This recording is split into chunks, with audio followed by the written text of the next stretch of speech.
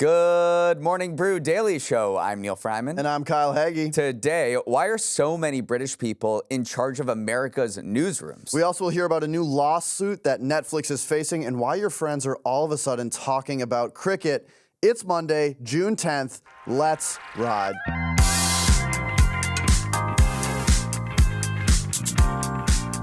Kyle, always great to have you make an appearance on the show. We're back, ready to talk about the news. Speaking of making an appearance, anyone heard about these brightly colored giant venomous spiders that are supposed to be making their way up the East Coast? Kyle just gave me a freaked out look. I feel like you're making this up to scare me. I'm not. Joro-spiders, which can grow to the size of a human hand, are expected to make their move from the southeast United States up the coast to New York and New Jersey, potentially as soon as this year. It's not as scary as it sounds, though. A bite from the Joro would hurt less than a bee sting, and they're not even likely to bite you at all because they're one of the shyest spiders around. Plus, they eat other pests like lanternflies, so maybe they'll even contribute to our urban ecosystem. So this seems like seems like a win for us. Two, a shy little spider, that's cute. It's not little. I like the Joro-spider. Okay. It can be 8 inches. All right, actually now I am terrified. They're very brightly colored. One of the other crazy things, you might have heard that they can fly, which is not true. They do something that's called ballooning, where they throw their silk in the air and they let the winds take them far. Yeah. So that's how they move. They're like paragliding. Right. Or they hitch a ride in your car, and that's how they're expected to get up to the Northeast. So if you see one of these spiders, you know what it is, but don't freak out. Yeah, do not pick up hitchhikers. Do not bring them here. All right, now let's give a shout out to the show's sponsor, the Purple Prince himself, Yahoo Finance. You know, Kyle, when I watched the Roaring Kitty live stream Friday, one thing stuck out to me. And what was that? That in the background, he was displaying a GameStop stock chart from Yahoo Finance. I know I'm not the only person who picked up on that. Pretty wild that one of the most famous investors in the world is using Yahoo Finance to track his holdings. It's really not that surprising to me. Yahoo Finance has everything an investor needs, whether you're a meme lord or someone who plays it a bit safer with their portfolio. That's right. Trusted news, in-depth analysis, comprehensive market data, all in a single ecosystem. So whether you're about to hop on a live stream or just want to put your money to work, download the Yahoo Finance app on the Play or App Store today. Let's begin on the 2024 presidential campaign trail, where last Thursday, Donald Trump found himself in a surprising place, the home of a tech entrepreneur in San Francisco. The home belonged to David Sachs, who was part of the PayPal mafia, is BFFs with Elon Musk, and co-hosts the popular All In podcast. The reason for the visit was a fundraiser for Trump that cost up to $300,000 per ticket, and it raised more than $12 million when all was said and done. The sight of Trump in blue Silicon Valley might sound bizarre, but it reflects tech billionaires' growing embrace of the former president, despite his criminal convictions on 34 charges just a week prior. Go back to the 2016 presidential election, and it was only the billionaire tech investor Peter Thiel who publicly endorsed Trump in Silicon Valley. Now their ranks are growing, and they're not afraid to flaunt their support in front of everyone. So what's behind this support? In a post on Twitter, Sachs said he was very dissatisfied with Biden over a slowing economy, high inflation, and government overreach, such as Lina Khan's war against mergers at the FTC. Not mentioned, but probably very salient to these folks, Trump has pledged to extend his tax cuts to the wealthy and corporations that expire next year. Kyle, what do you make of some Silicon Valley elites bear-hugging Trump? It's very interesting. I mean, he called himself also the crypto president, but Yes. He might be the podcast president because this All-In podcast has gained so much popularity. It kind of represents this Silicon Valley ethos, and we're seeing, like you mentioned, people that you wouldn't expect maybe to publicly support President Trump are coming out and supporting him. But I think the last thing you actually said is the most important, which is these tax cuts. Like, if you start talking to millionaires and billionaires, that's something that's going to get them very interested. And he's promised more tax cuts. Extending all of the Trump tax cuts from previous years would add about $4.6 trillion to the national debt over the next decade, which I think is very interesting, that it's easy to talk about cutting taxes, but then we also want to fix our national debt and national deficit, and you can't have both. No, well, what they say is that if you cut taxes, then it spurs economic growth, more investment, and that accounts for the revenue lost from cutting taxes for the wealthy and for corporations. There was a report from the Nonprofit Committee for a Responsible Federal Budget that came out just last week that kind of took the scope of what Trump is proposing in terms of tax cuts. And they said that this so-called dynamic effect, which is the economic growth that is spurred by tax cuts, how much will it recoup in revenue for what's lost from tax cuts? And they say that over the next decade, the U.S. economy would recover just 1% to 14% of what's lost in revenue from tax cuts. Juxtapose this with what Biden is proposing. He's saying, let a lot of the tax cuts expire like they're supposed to in 2025. I'm going to raise taxes on the wealthy and corporations. So you have probably what experts are saying the most distinct different tax policies of any two candidates in recent memory, where you have Trump wanting to continue tax cuts on corporations, on the wealthy, and then you have Biden who wants to raise them. So there's a literal trillions of dollars at stake in the upcoming election. That's where I think you're seeing some of these tech billionaires, which typically supported Democrats, and also traditional Wall Street billionaires coming out of the woodwork to support Trump despite January 6th, despite these criminal convictions. I think it's also very interesting, too, like this speaks to almost the fragmentation of media, that the fact that there's 4 Silicon Valley venture capitalists who have a podcast, who are then kind of shaping some political thought in this country and hosting fundraisers with former presidents. Like, very interesting, the amount of like power, or we assume power, that they've accrued. And it'll be interesting to see how this all plays out. That's a really good point. And also, I just want to make a note that Biden and Democrats are still very popular in Silicon Valley and in San Francisco, which is typically very Democrat. Reid Hoffman is a major backer of President Biden. He's the co-founder of LinkedIn and another billionaire tech investor. I feel like I've said that word so many times, but he broke down in a response to David Sachs, who said why I'm supporting Trump. He said why I'm supporting Joe Biden. And he talked about, for American business, the rule of law is essential, and said we can't have investment and prosperity without, a legal foundation. And he accused Trump of sort of breaking down that legal foundation. So you're seeing the sides split. Some people in Silicon Valley are a little more vocal of supporting Trump this time around, but I still think in general, if you look at San Francisco, it's far more Democrat than Republican. Up next, I'm going to do my best Paul Revere impression and warn that the British are coming to American newsrooms. Yep, new articles by The Wrap and the New York Times highlighted the recent trend of American media companies being led by people who drive on the wrong side of the road. And the British invasion could give your news a bit of flavor, with a U, at an inflection point for the industry, with the US presidential election heating up, but many outlets suffering financially. Here's a short list of all the Brits in charge of iconic American brands. The Washington Post is now led by Daily Telegraph vet Will Lewis. Emma Tucker is the Wall Street Journal's editor-in-chief. Mark Thompson is the CEO of CNN. John Micklethwaite, definitely British, is the editor-in-chief of Bloomberg News. I could go on and on. So why is this happening? It's not just that their accents make them sound smart, though that's definitely a factor. It's also because struggling American news outlets may see British editors, known for their cutthroat style of reporting on a budget, as disruptors who could shake up their flailing businesses. And the disruption has already begun, most notably at the Washington Post, where new boss Will Lewis is ruffling feathers with a leadership overhaul a week ago. During a contentious meeting last Monday, he told one staffer, "People are not reading your stuff, right? I can't sugarcoat it anymore." The Brits don't mince words. No, and I love this story. I mean, my breakdown was they cost less. They're super hard workers, that is British editors, super hard workers that like to get the story no matter what, have fuzzier ethics, which is a big kind of red flag to American journalists, much more common in Britain. They're used to kind of historical legacy institutions that have been around for a long time. They can do less with more. They've battled through crisis before, and they're not afraid to scorch sacred cows. Like, it's kind of like a no stone unturned strategy, and they have incredible accents. And so I understand why we'd want to bring people with that skill set in. Particularly, we just talked about fragmenting news media.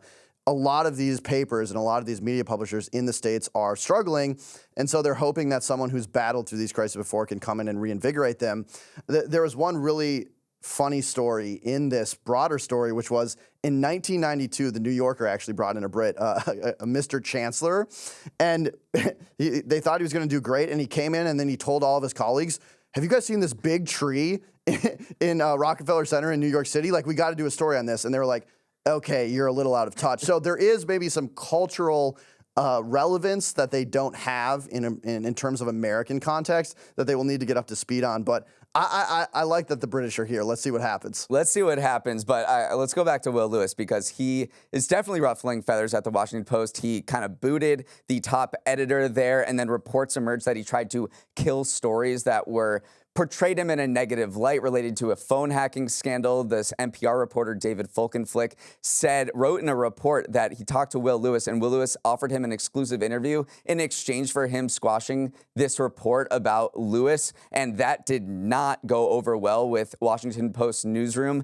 At the same time, the Washington Post lost $77 million last year, and their digital traffic has plummeted by 50% since those heydays of 2020 when everyone was reading the news about Trump and the pandemic. So there's a big turnaround that needs to happen at the Washington Post and elsewhere. And at CNN, this guy, Mark Thompson, a Brit who was noted for the digital transformation of the New York Times that he did a great job on. So he's moving on to CNN. Their viewership is also down because of the same reasons as people just not tuning into the news anymore. And so they're looking to Fleet Street. And I learned this. Fleet Street is sort of the metonym for the British national press. And the way you would say like Wall Street is the New York financial system. Fleet Street is New York, and they really are hard scrabble there. You read some of these stories about how they get these scoops and how they get it's definitely fuzzy on the ethics front that I think Americans would not be so comfortable with, but it is happening, and it's been here before. I mean, Anna Wintour. Yep.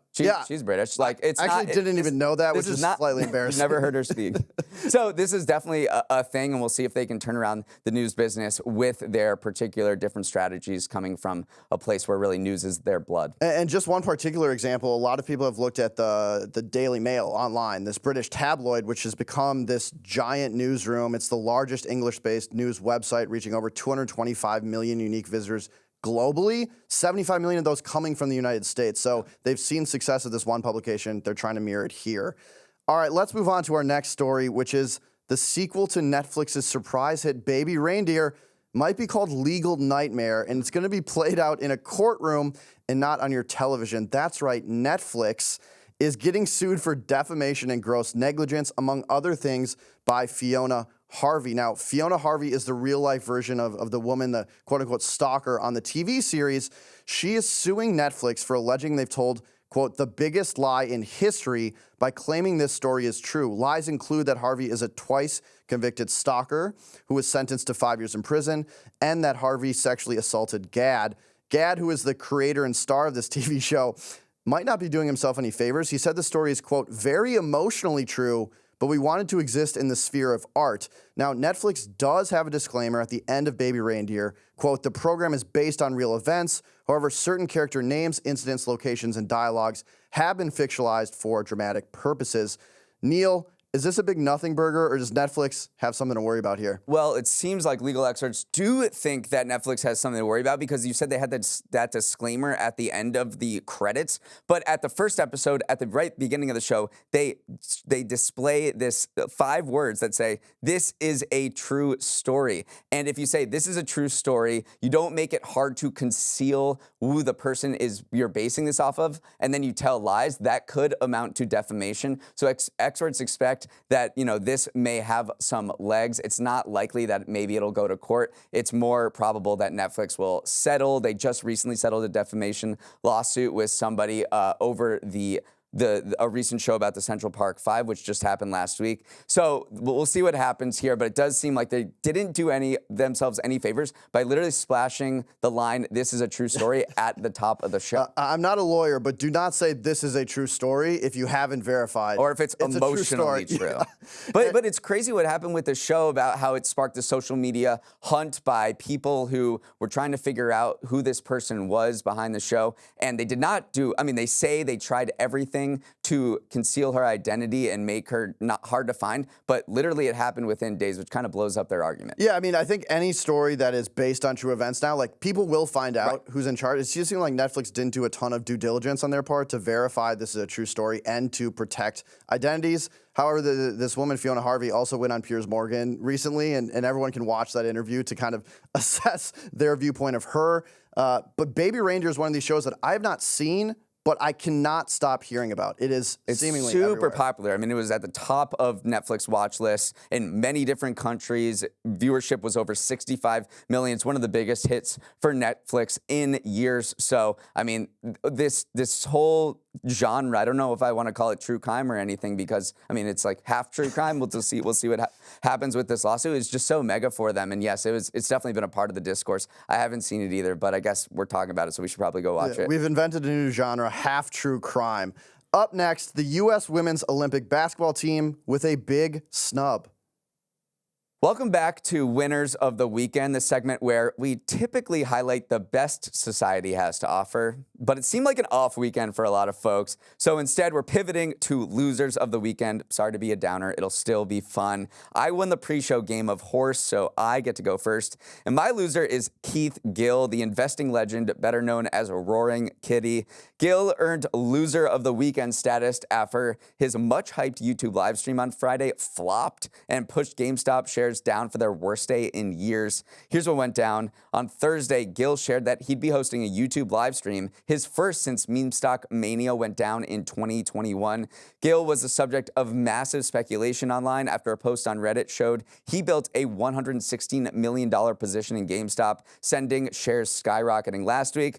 But I watched this live stream Friday, and like a lot of other people, I was underwhelmed at this so-called investing mythical genius. He didn't offer any new insights into his investing strategy. He rambled. He spent a lot of time sifting through the comments. In a word, it was just boring. And the fact that GameStop shares plunged 39% on the day showed that maybe this kitty should maybe have just kept his mouth shut and took a nap or something. While he still holds about $350 million worth of GameStop, he lost $235 million on Friday alone.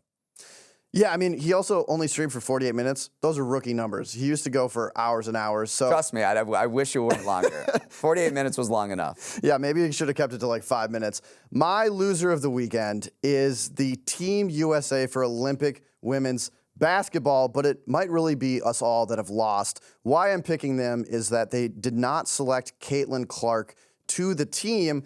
And according to unnamed sources, it was, quote, concern over how Clark's millions of fans would react to what would likely be limited playing time on a stacked roster. Now, the U.S. Olympic team is no joke. They've won 7 straight Olympic Games dating back to 1996. They're loaded with talent, and there is a legitimate argument that Clark is not top 15 and could make the team. In fact, Dallas's Arike Ogunbowale is not even on the final roster. She's the second leading scorer in the WNBA right now.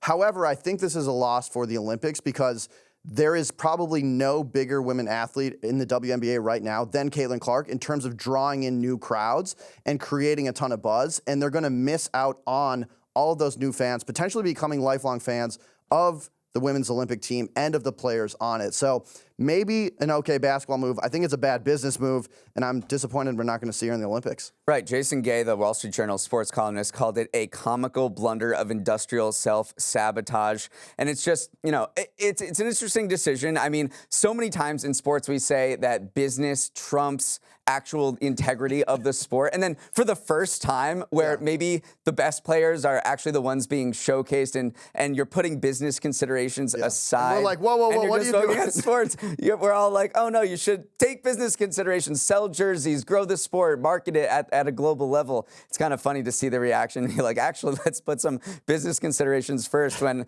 all we've talked about for the past few years is college football is becoming just, this huge industry and the integrity of game is being degraded.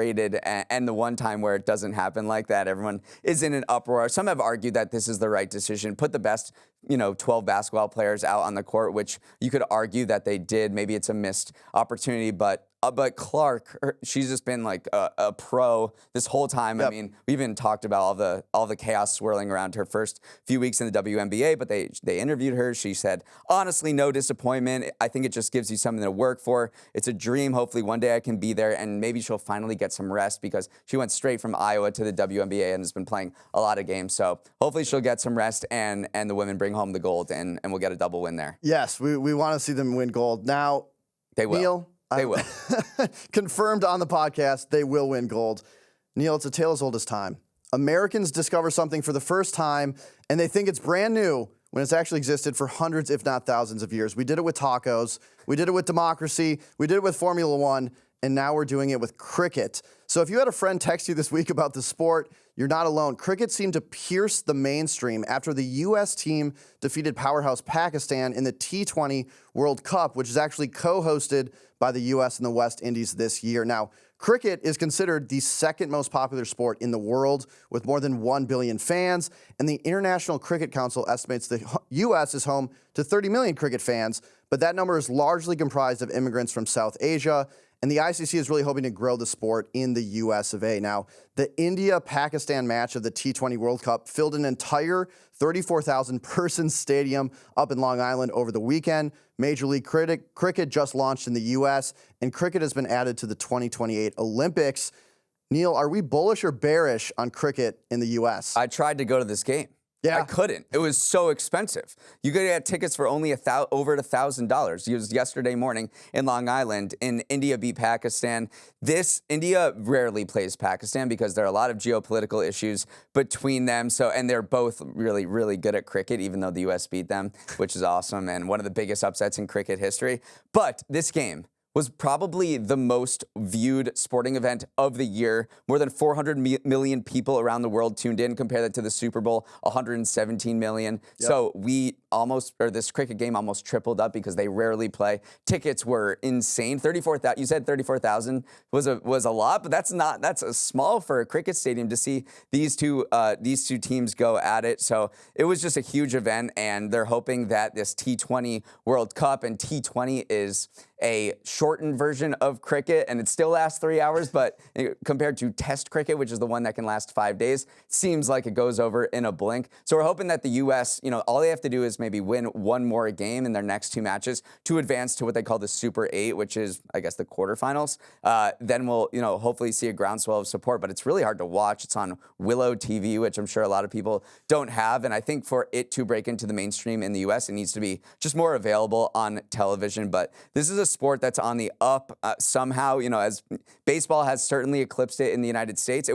Cricket was around 100 or so years ago. The first international game was actually played in the United States against Canada. So it does have a rich tradition here, but it does speak to the globalization of sports, that really what's driving cricket here in the United States now, and who made our team win, are South Asian immigrants, Caribbean immigrants, who are really growing this sport and showing how, sports are just not confined to borders anymore, just like news. Exactly, and I do want to give a shout out to the team captain of the U.S. team, who is a senior software engineer at Oracle, as well as being the team captain of this cricket team that upset Pakistan. Incredible story. Well, they're saying that there's a joke in the South Asian community now that the United States didn't beat Pakistan. It was the Indian H-1Bs that beat Pakistan, because H-1B is the visa that allows a lot of Indian immigrants, highly skilled workers, to come to the United States, work in tech jobs. And so many of the U.S. team roster got these visas and came over to the United States. So it just speaks to this immigration system that has allowed a lot of people to come to the United States, work here, study here. And one reason why, maybe we're not so bad at cricket. Immigration is our advantage once again. It really is. Okay, here's what you need to know about for the upcoming week. Apple's big summer event is here, and the company's under immense pressure to show it's got a strong AI hand to play. Later today, during Apple's WWDC keynote, execs will reveal a new AI system that integrates across its devices, and a new partnership with OpenAI on a ChatGPT-infused chatbot. So we might be saying goodbye to Siri, but this is a huge moment for Apple to show it's got, it's not certainly leading in the AI race. It's actually very far behind, so investors will need to be wowed. It's a very big moment for Apple. I'm sure we'll be talking about what they announce on tomorrow's show. Elon Musk might be sweating because at Tesla's annual meeting on Thursday, shareholders are voting on whether he should be awarded that $56 billion pay package that was voted by a Delaware judge earlier this year. Musk and his supporters have been telling shareholders that it's needed to keep his energy focused on Tesla, but some of Tesla's large institutional investors, such as Norway's sovereign wealth fund, say they're voting no. So nothing like an annual meeting brew, ha. I also need $56 billion to keep my energy focused at Morning Brew. All right, well, you maybe have my vote. I'll need to think about it. If you're into macroeconomics, Wednesday is your Super Bowl. Inflation data for May drops in the morning. Then in the afternoon, the Fed is wrapping up its meeting with a Jerome Powell press conference. The central bank is pretty much a lock to hold interest rates at their current level, but we'll have to see what he says about future interest rates. Here's what's going on. Everything else. World leaders, including the Pope, are convening at the G7 summit in Italy beginning on Thursday. Guess our invite was lost in the mail again. In hockey, the Edmonton Oilers are hoping to become the first Canadian NHL team to win the Stanley Cup in 31 years, but they are down 1-0 in the series to the Florida Panthers and their incredible goalie, Sergei Bobrovsky. Game 2 is tonight. In the NBA, the Celtics and the Mavericks are continuing the NBA Finals with the Celtics up 2-0. Seems like a pretty boring NBA Finals. It is. Might be missing the Minnesota Timberwolves.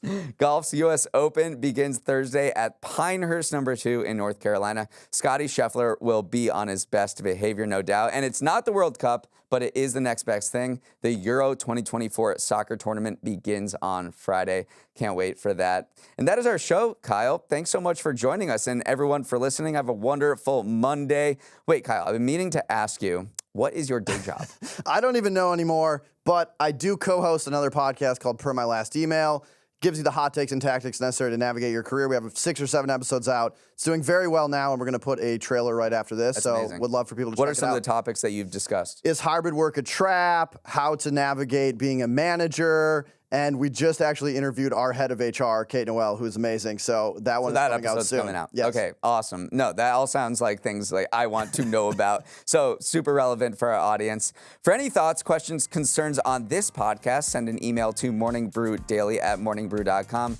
Let's roll the credits. Emily Milliron is our executive producer. Raven Liu is our producer. Olivia Graham is our associate producer. Uchenna Waogu is our technical director. Billy Menino is on audio. Hair and makeup was also left off the Olympics squad, so don't feel bad, Caitlin. Devin Emery is our chief content officer, and our show is a production of Morning Brew. Great show today, Neal. Let's run it back tomorrow.